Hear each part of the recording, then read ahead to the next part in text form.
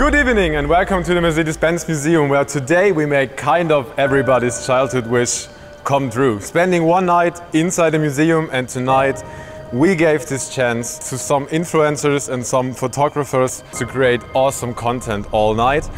I will start giving them a little tour around the museum so they can have a guess what cars are in here, and then they are on their own the whole night basically creating awesome content, having the time of their lives and have the chance to sleep in here.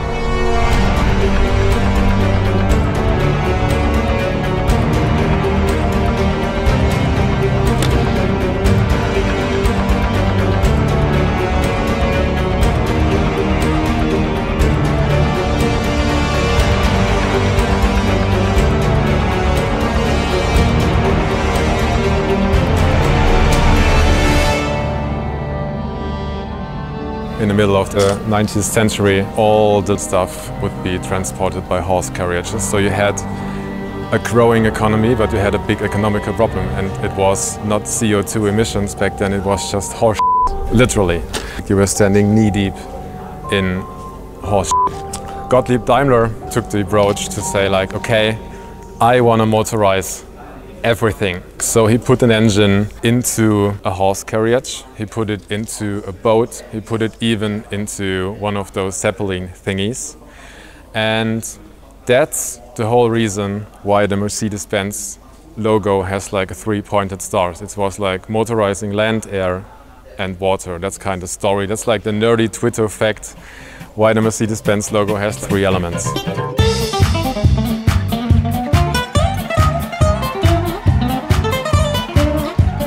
Das kann ja gar nicht sein. Du siehst doch! Nein, man sieht nichts. Wieso fahren die? Carl Benz took it a step further. He didn't just put an engine into a horse carriage, because that's what you get. Highly complicated, takes like 3 people to operate. 2 have to sit in the back, kind of make sure the engine is running and getting gas and all that stuff. And 1 is driving and directing the vehicle. So that's not something you want to sell to a customer. That's kind of an experimental vehicle. Carl Benz constructed a car in 1886, and it's the first documented motor vehicle of sorts, and actually got sold. So that's the story of how the first car got invented.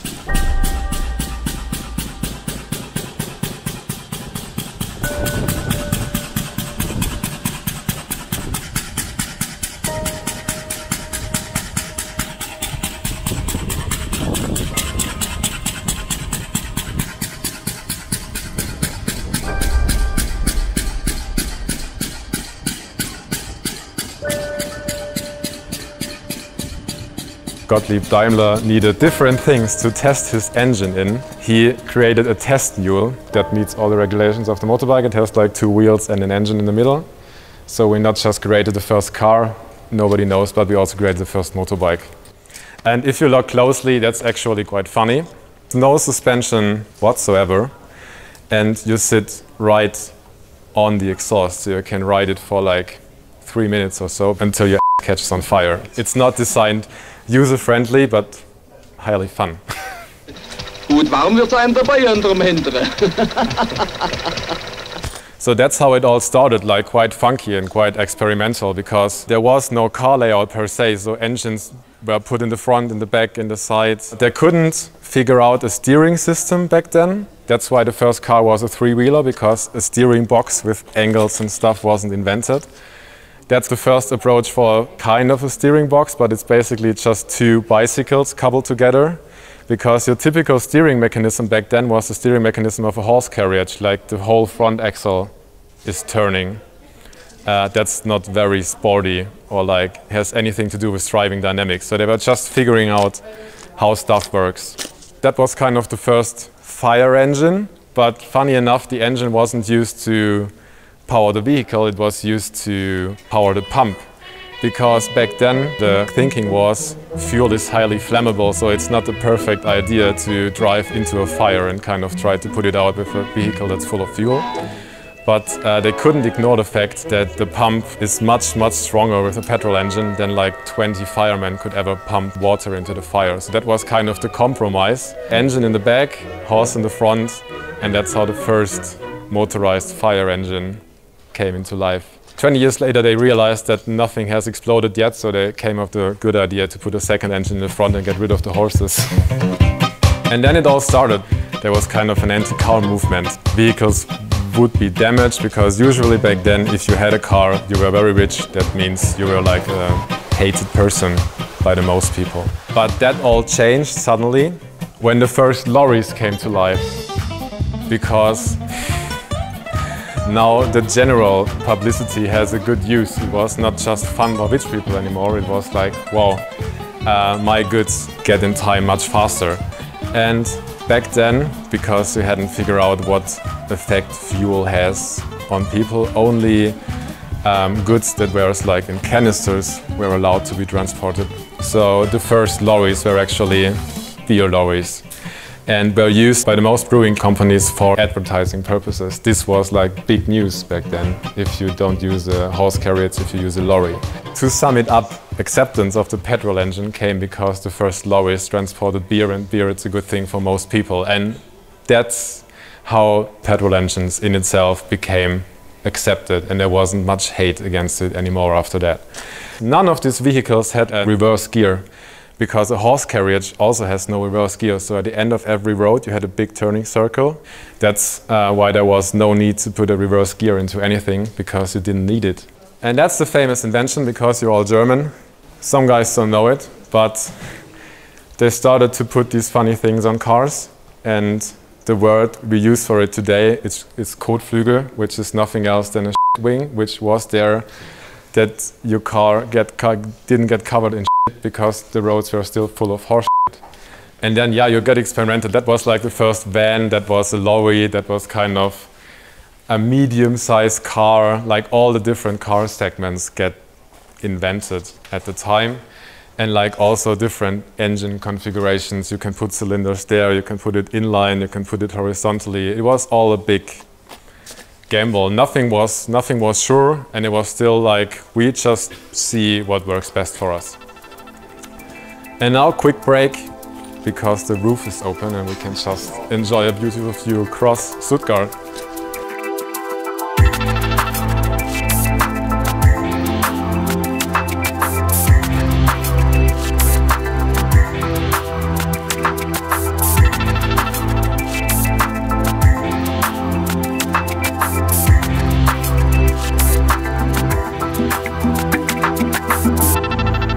My name is Diana. I'm actually just a hobby photographer. I study design. In our university, our professor once taught us how to make easy tools. Like if you want to change the color of the light, you just use some simple colored paper and put it in front of a flashlight. And then he also showed us how to actually make some cool forms and objects. It's just really simple. So the basic is a flashlight, then some plexiglass and tape, and then just a simple kind of tube which you can put on the flashlight. And then with these shapes, it's really cool because you have the flashlight normally like this, and then when you put it in the shape, it gets lighted all around. I actually wanted to do some light painting, like with long-term exposure, and then you get some kind of pictures and drawings or light up the cars. But because it was too bright today in the museum, I couldn't do it. And I was really sad in the beginning because I thought, okay, that's it. I can go home practically. I can't do what I planned. But then before I gave up, I actually just experimented a little bit with the light, and then I got this really cool effects. As you can see here, this is all of refraction from this side, so the glass, it doesn't just bring the light frame, it also brings the reflections. Pretty cool, and has like a really special effect.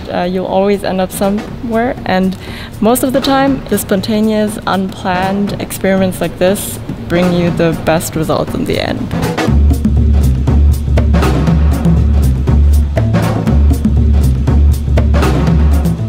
In this museum, there are all real cars, but due to security reasons, the fuel tank gets drained and the oil gets drained, and inside the engines there is like a special coating so that they don't rust. So each of these cars is in running condition, but when you take it out, you have to get into a workshop, like fill it with oil, gear oil and all that stuff to get all the fuels back in, and then you can drive it away.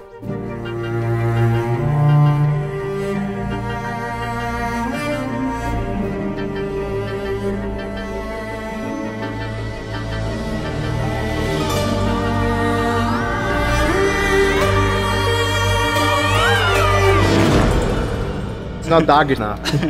Still not dark enough. It's still not dark enough, but it's a kind of good experience, great experience, yes. It's like a dream come true, like as a kid growing up in Stuttgart, like being able to shoot here at night. Yeah, there's nothing better as a photographer and as a car lover. 1, 2, 3. We got to light paint the cars, which means use like a long exposure and just like shape the cars with our lights just the way we like it.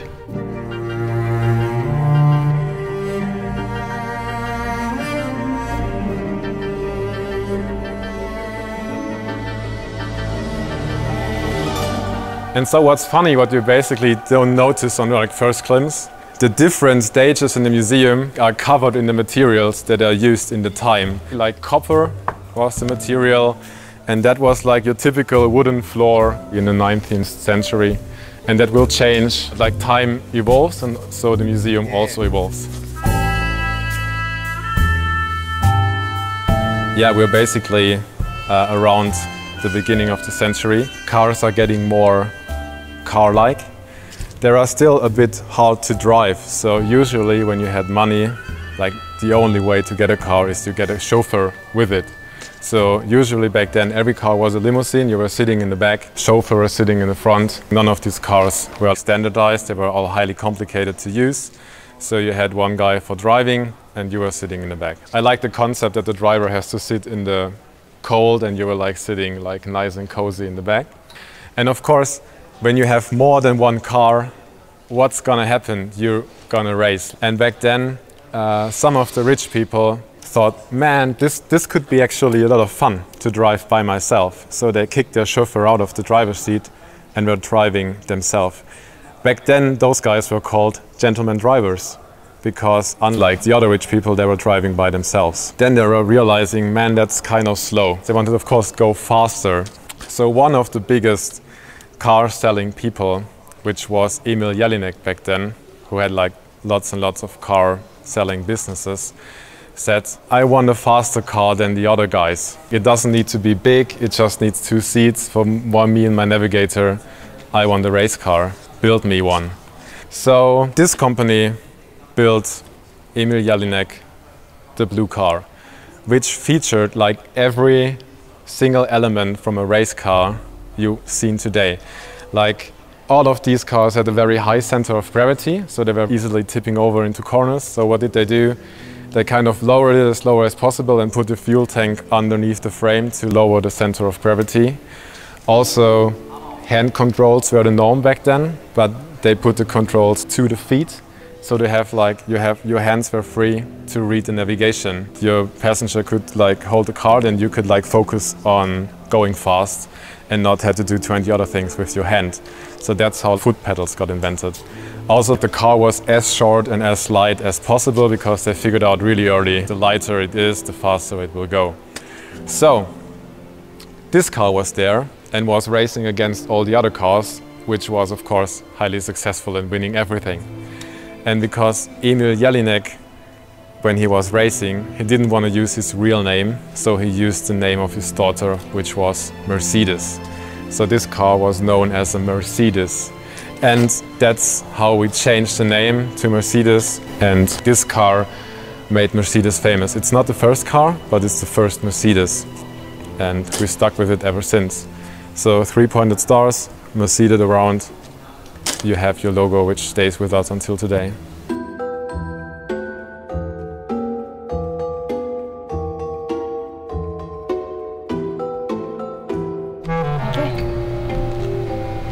Nein! Also ich muss es anders machen. Das Auto rutscht vielleicht auch. Ja. Ich finde es eigentlich nicht schlecht. Ja, ich finde es auch gut, das sage ich doch. Das Ding ist halt, wenn wir es mit meinem 45er Objektiv machen. Ja, wo soll ich dann hin? Durch die Wand durch? Richtig. I'm Anna. I'm so happy being a part of this incredible event. The whole museum is like a big playground, and it's the first time I'm at night at the museum.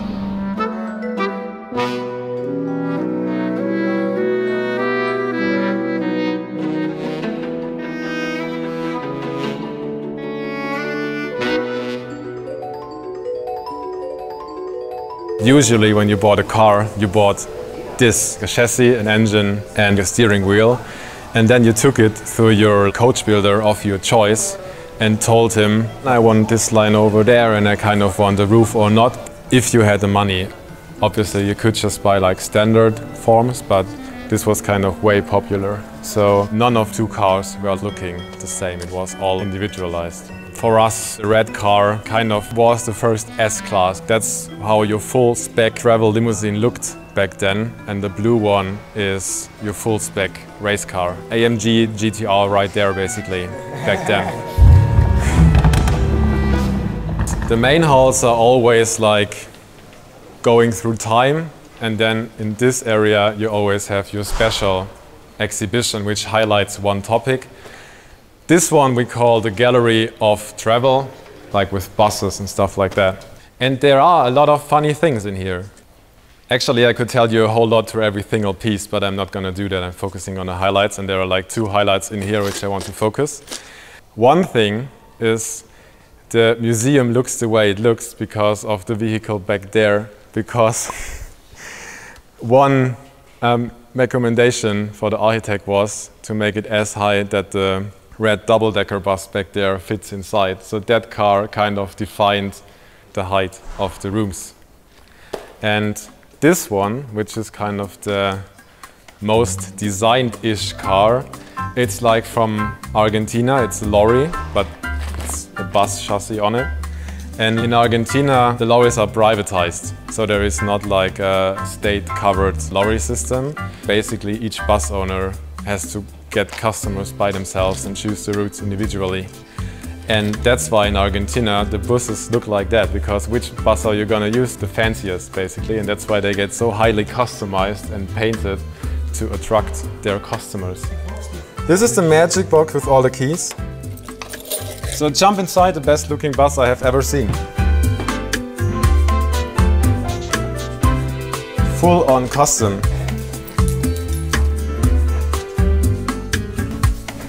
To sleep in here tonight? It is possible to sleep in here tonight. Wow. I also like the furry gear knob and stuff. That was actually a highly discussed decision, like, because this museum is very open. If you want to, you can touch everything. There is no glass or like thingy, but we wanted to do it on purpose. But of course, people like steal stuff. No way around it.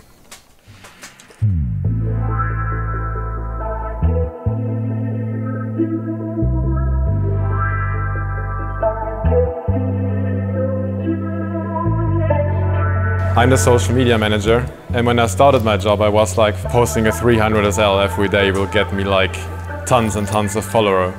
Completely wrong. What people want to see most is affordable cars. 124 series, 123, 126. So that's the 123 series. It's kind of like an affordable classic right now. If you want to post a picture of that, people will like it, for example, more than a Gullwing. That's why I'm going to open it up for you. And because it's the Gallery of Travel and we are a bit funny and don't take our jobs very seriously, we fitted it up with lots and lots of period correct equipment. So this would be your family travel holiday vehicle back in the 70s, when people were like, oh man, I had one of those back then.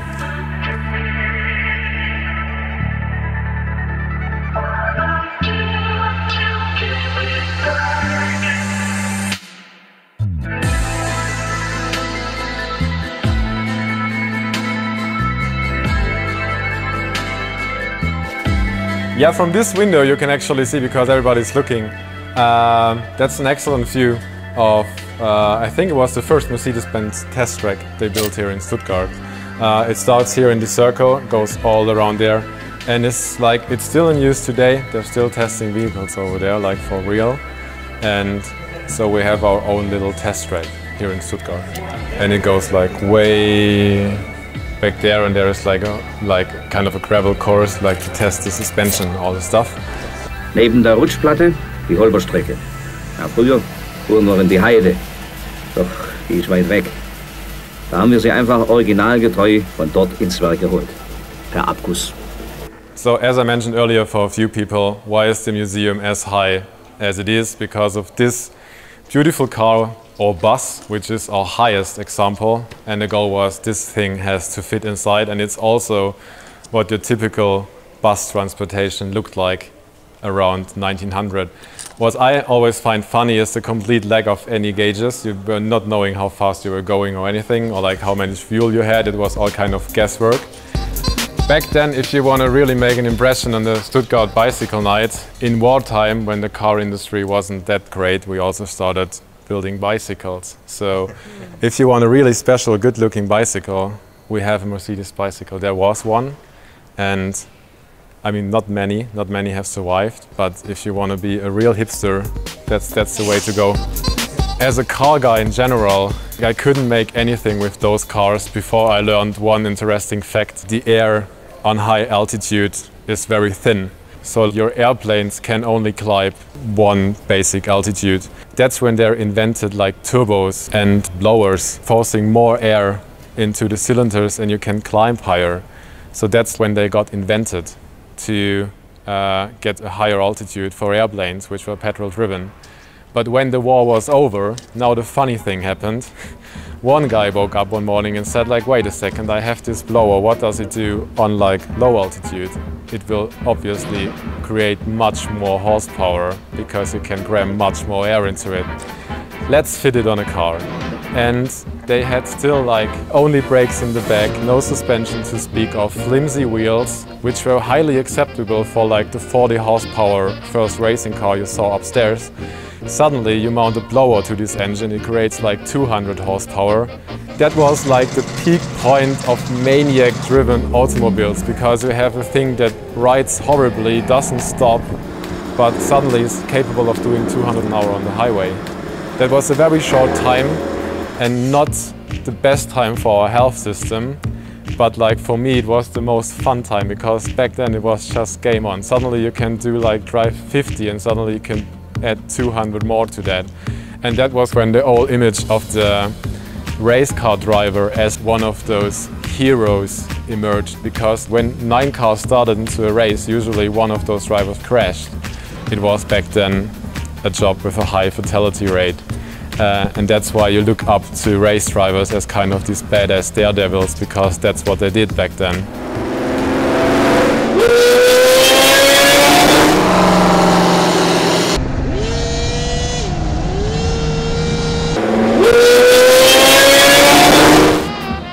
I always like to point out this handle, because that was kind of the security belt for like your co-driver, which had to read the map. You can hold on to the steering wheel. That's what your typical race car looked like.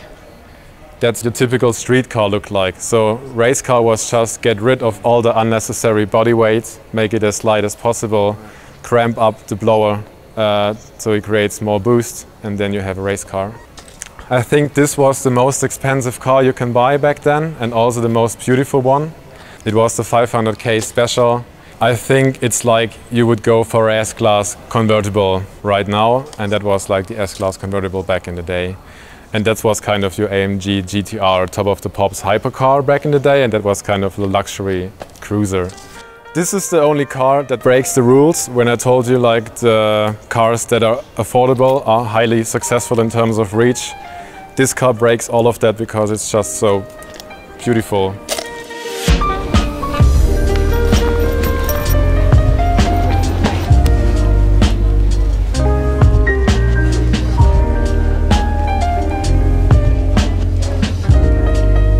Hi, my name is Richie, and yeah, I don't know, it's 2:30 or something like this, and we are shooting some nice pictures and some awesome cars.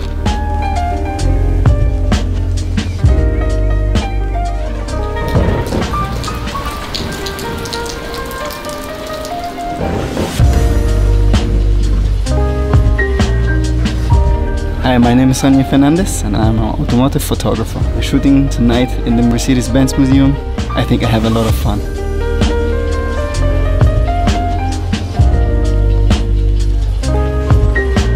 It's very special, magical, dramatical. It's a new experience for me. I very love it.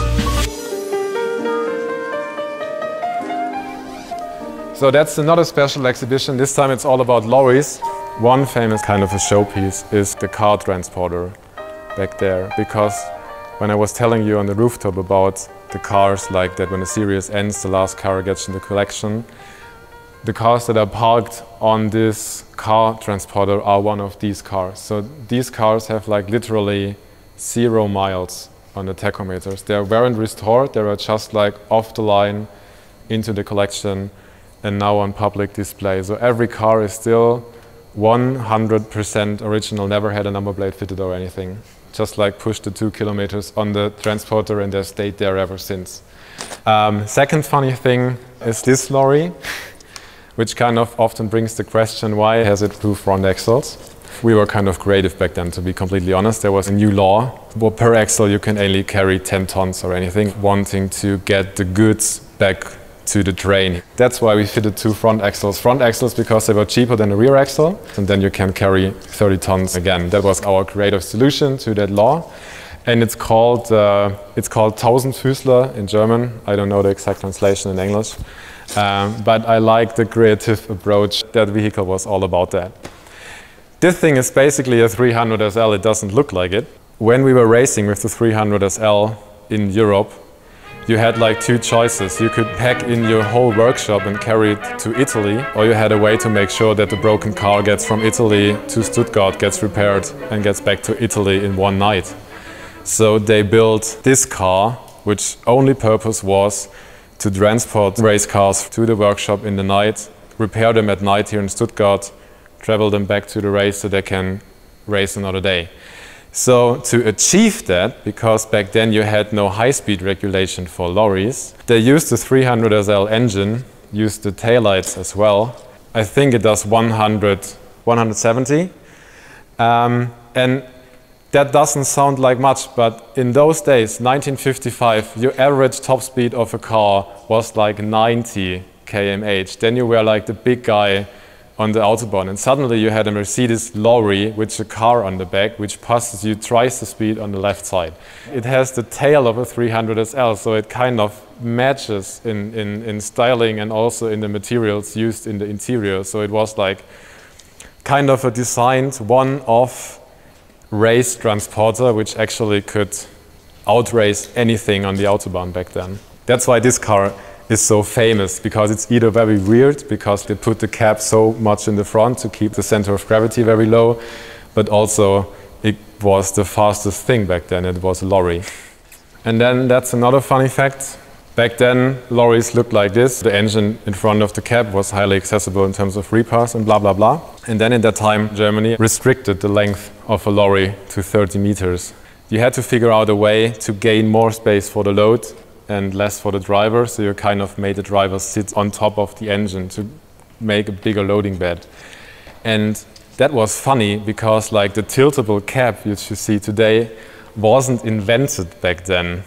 So this contraption over there, it's called the Adventskalender, the Advent calendar or whatever it's called, because it has like 24 doors, like one door to change the spark plug, another one to adjust the timing. Basically you have one door for all of the service items. It has like 1 million doors to get to the engine. And then they thought like, man, that's highly complicated, let's just make the whole thing tilt forward. But you had like this funny time in between. Alles Maßnahmen, dem Fahrer die Arbeit zu erleichtern. Denn täglich verbringt er viele Stunden hinter dem Lenkrad.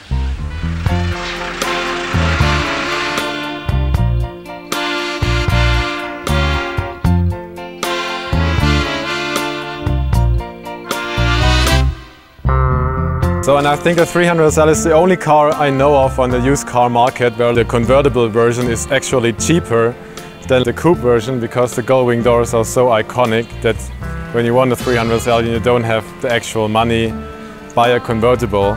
Currently they are selling for around 1.8 million. You need in your pocket to buy like a Gullwing. Those I think are around 1.5, like talking fully restored, ready to rock.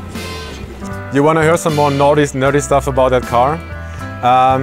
Gullwing doors. Why are we making doors that are so uncomfortable to use? Because there was one of the first cars to use a space frame, not the chassis kind of big heavy steel beams running around, short light tubes, and that's why there was no way in hell they could fit a regular door. So they had to come up with a solution, and that's why they invented the famous Gullwing doors. This car was successful not because we had the biggest engine, we had the most reliable engine. Back then all the races were like endurance races, like over days and days and days. So your engine needed to be reliable and your car needed to be comfortable. So that was the first race car designed to don't wear out the driver. That's why there are so much headspace and stuff like that. Right now you can like wear a modern helmet and still fit in this car. Or in case of Magnus Walker, he said I can wear my cowboy hat into one of those cars and I couldn't wear it into a Porsche 911. So that's why they were successful. Like they were reliable, strong and comfortable. And of course very light. And that's why there is like this huge thing which you have to go over before you can actually take a seat. Hey Leute, wann hat man die Möglichkeit, in so einem geilen Auto zu sitzen?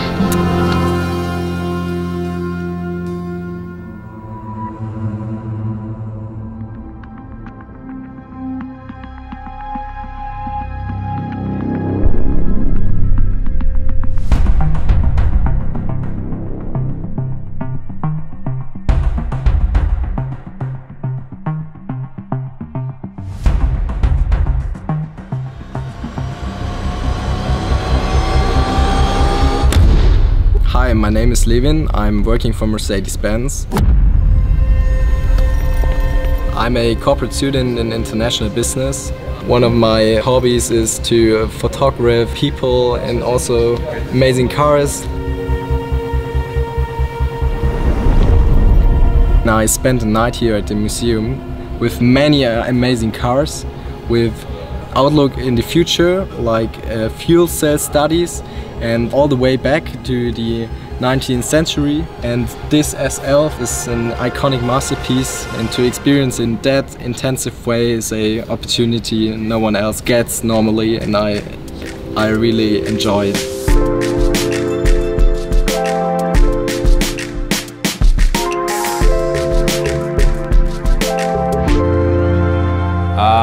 I'm not gonna spend much time in here. We call it the special exhibition of helpers. Those vehicles are just interesting for sleepover reasons, because plenty of people choose to sleep in the ambulances because they are quite comfy. But one famous fact, here are like 2 fire engines, and that's a reminder to the story I told you when we were on the first floor. Like in that time they figured out, man, it would be way helpful to put a second engine in the front and kind of drive the car. We were building race cars in the 19th century, then in the 1920s we were putting like blowers on it, then we were thinking about how we can get it to stop and to handle, and now we're in the 1970s and firstly the thought appears like maybe we should do something that people survive accidents. So 1970s was the decade of rumble zones, crash protection, stuff like that. And to do that, the first thought was, man, we actually need to know what the car is doing, so we should measure what it's doing. But in a time where there was no Bluetooth or anything, how can you measure when you have no memory or hard drive or whatever? Solution, you attach this wonderful bracket to it, run a steel cable to the next car, which has to drive closely behind this car, so if this car crashes as well. And then you put your engineers in the back on very secure seats and lots of technical devices, so they have a look what the car in the front is doing in terms of brakes and suspension. Of course this thing was going like flat out, which was like 180s back then, and you are sitting here on your straw seat completely comfortable, looking out of the back window, have to trust the front driver 100% so that he doesn't screw up your steel cable connection. That was when being an engineer was a really risky and funny job. And I like that contraption because we built one of those single-use only cars. Again, much like the race transporter, and kind of managed to make it look beautiful-ish. Yeah, I mean, this car doesn't look like anything well particularly, but if you are in the market for a Mercedes-Benz Classic right now, this is the 190e Baby Benz. I think you can get a good one for around 5,000 euros right now. And that's why currently on our channels these cars get the most reach. Literally, if you have no ideas, post a picture of a 190e, you always get above the 10,000 marks. So I would highly recommend to you taking a picture of a 190e and post it on your social account if you want to get really successful.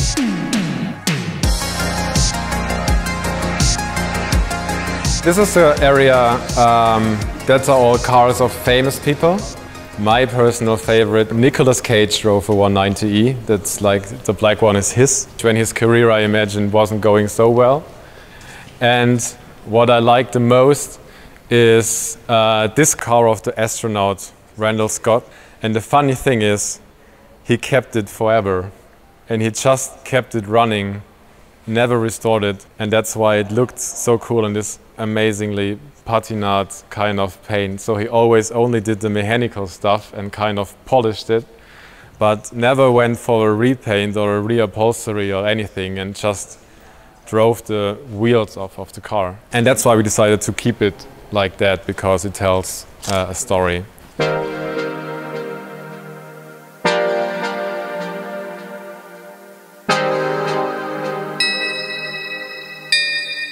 So that's kind of the last stage before we go into the motorsport area. It's kind of the outlook into the future, with the concept studies and electric vehicles. So that's all what's gonna happen in the next few years.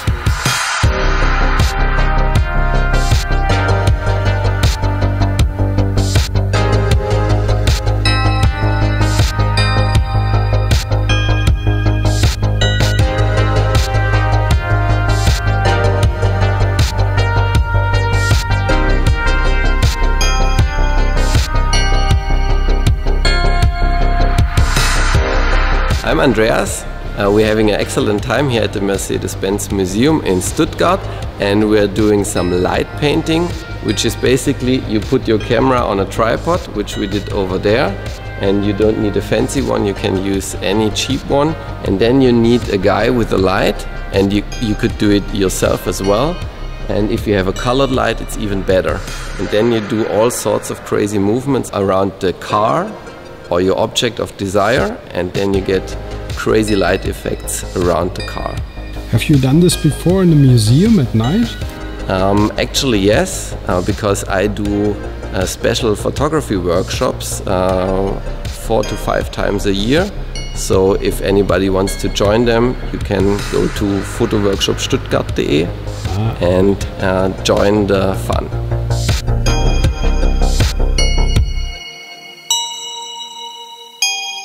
This exhibition is called Everyday Heroes, for like the everyday guy, or like the everyday dying guy if you want to look at the hearse.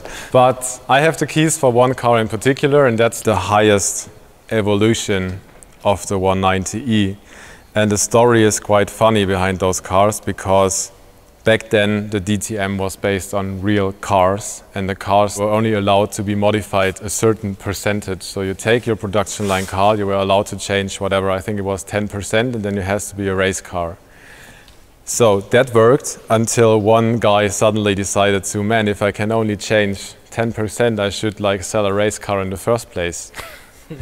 That's why back then everybody was selling like these hot cars. There was the Sierra Cosworth, the BMW M3 and stuff like that to get the cars homologation ready for the DTM, which was like how the Evo was born. Hi, I'm Johannes of newgadgets.de, and yeah, from all the cars over here, I think my favorite is the 190e Evo 2, because that was really the dream car of my childhood, and to see it here live in person and to even sit in it was just really great. That's why these cars were so sought after, because they were production ready race cars to win at the DTM series. And magically I think I have the keys in here. So imagine being a father and needing a 4-door limousine in the 80s and going for like that would be your sensible choice. AMG still does it today. It's kind of the one man, one engine policy. That was also one man, one engine. Each of these 500 engines was like hand assembled to perfection to make the improvements you got with your 10% modification as efficient as possible. This one is number 222. We sold one and it went for $500,000 because you can't fake them. Each chassis number is like to one of those 500. So they have no real price. If there is one on the market, people just pay all the money that gets asked because they rarely appear on the market. And it changed like a lot. Yeah, like there was a time nobody wanted them, like nobody. I bought the regular one, the dealership had one and it was like 15 or 20. Yeah, because of the funny looking body kit, they were kind of like people were making fun of you. There was a time like if you want to reel into investment banking, there was a time where you can pick one up for like say 5,000 euros and sell it today for 500,000, no problem. The 80s are coming back, I'm telling you, big time.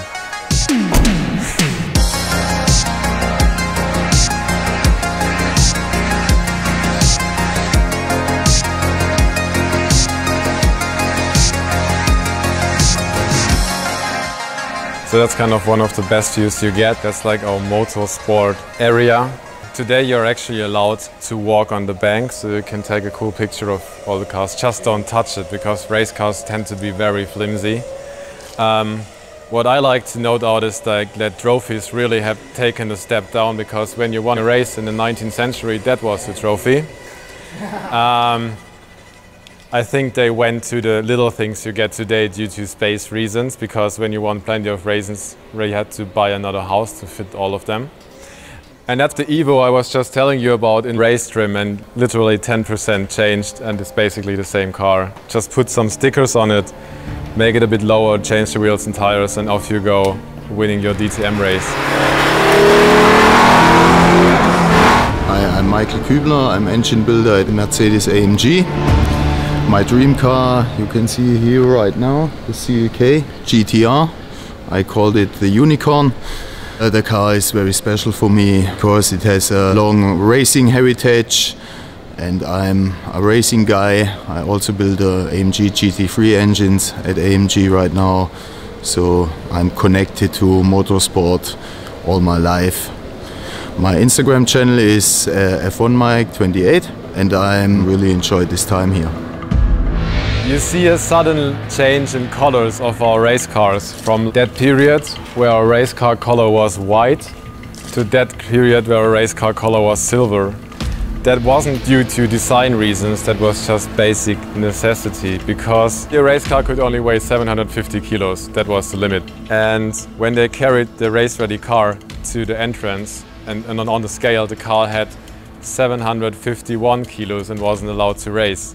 So they were like, "F***, where are we finding this 1 kilo?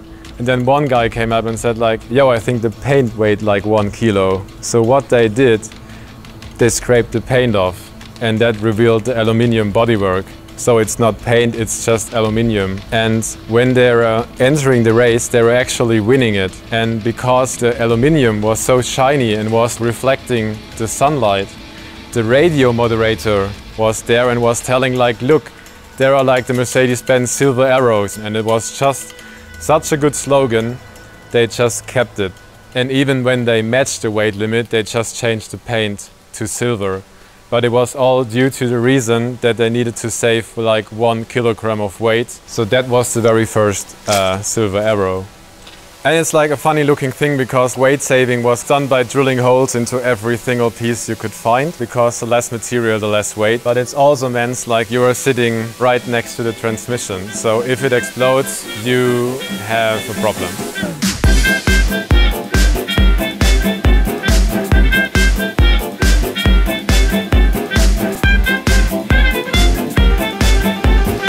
Do you want to hear like one more story?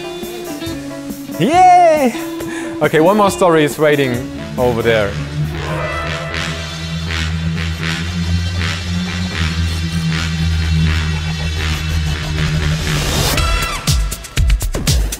those are kind of not looking very spectacular. Of course, this one is looking very spectacular, but this car I like the most. It's the car right behind it, because back then there was a challenge going on between the car builders who can build the fastest car. So we built that contraption, and in 1938 it reached like 430 km/h, and that's the kicker on public roads. And that record stood, no joking, until 2015 or 16, because the kicker was, of course, the cars were going faster and faster in Bonneville and Salt Flats, but not on public roads. And then I think Koenigsegg went to beat the record. And like this car needed, I think it has 736 horsepower, and it needed that to achieve the 400 whatever km/h. And it needed that little horsepower because they thought it was kind of aerodynamic, but there was no wind tunnel whatsoever. There was no concept of downforce. So even the slightest wind on like over 400 km/h could mean death, or nobody even knew that this car would stay on the road or not just like getting airborne. What happened was we went first and got the record, and after that a slight breeze picked up, and then Audi went, and like the car was literally pushed off the road and the driver died, and that's where they stopped doing these records. And Koenigsegg, I think, needed 1300 or 1200 horsepower to beat that record, because the car was equipped with like a spoiler and was creating downforce, and of course was heavier because of all the security equipment. But I think that was one of the longest standing records, was achieved in 1938 and was beaten in 2016 or 17, I have to look it up, but only very recently. Was a huge story back then for Koenigsegg, and of course we jumped in and said like, okay, after 80 years we are more than willing to hand you over the crown of the fastest speed on public roads. But that is the difference between we need to build a car where the driver actually survives, and kind of the more relaxed approach in 1938, where it's just like, okay, we just build the thing and see what it does. And then, of course, we only want to do things better. This thing was designed to beat the record speed of that thing. Like that was one of the first Bonneville Salt racers. It had like, I think 3000 horsepower like bomber engine or anything. 3000 horsepower bomber engine coupled to a transmission from a German U-boat, because it was the only transmission available handling that power. Had 2 rear axles because the differential to handle 3000 horsepower wasn't invented, so you needed 2. That thing never run because of the Second World War, but that was kind of the most Frankenstein and lunatic thing there is. And that's just the hull, like with the tires, that's just the hull. And the technical stuff that's underneath currently gets restored in the Classic Center.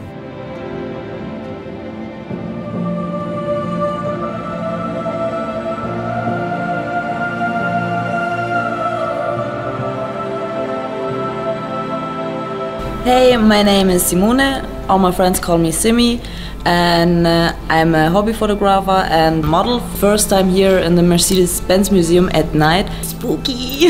Someone could say spooky. For me, it's adventure. Unbelievable that I even got this opportunity to get here. My name is Leila. I just came directly from Bosnia from my flight. It's huge, huge, so I'm really over-thrilled.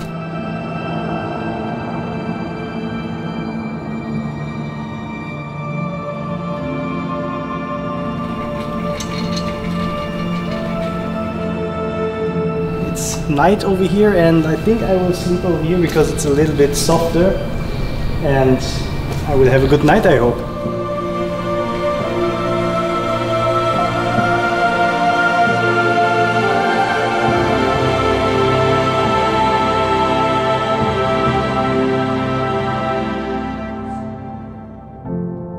Yeah, I'm really satisfied. I actually brought stuff to sleep, and then I thought I would go home because I was too tired and the whole day out and about. But as soon as I discovered this new method, the hours went by so fast, I don't even know if I'm gonna sleep tonight because it just, yeah, it makes so much fun. I can rest easily now when I go to bed. But yeah, let's see if I sleep at all. Maybe I'll just be right at breakfast and then go home and sleep the whole day.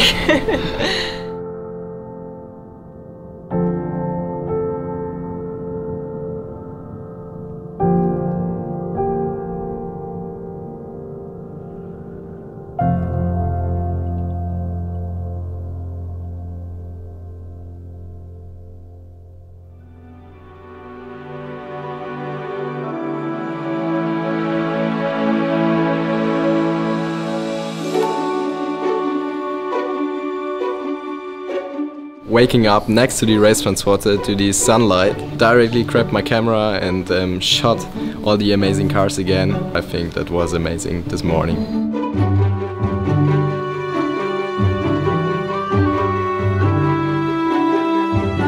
So it's 8 AM now, and I slept I think about 2 hours because I think I was just too excited after the whole tour in the museum that I couldn't really sleep. But yeah, I'm still very fit, as you can see. I would love to come back because they always change some stuff in the museum, so I hope to see cool stuff next time again.